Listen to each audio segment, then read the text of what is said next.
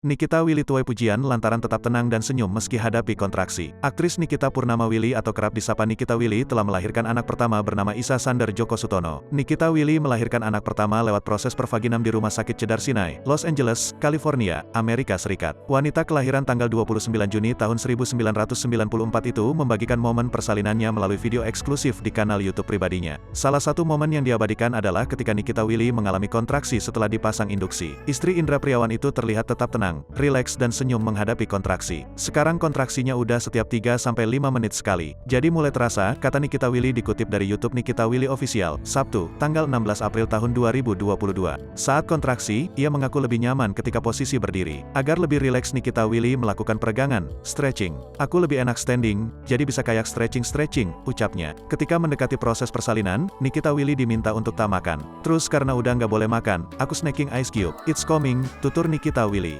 Wanita kelahiran Jakarta itu terlihat melakukan gerakan panggul ke kiri dan kanan. Sang suami pun membantu Nikita Willy agar nyaman dengan memijat punggungnya.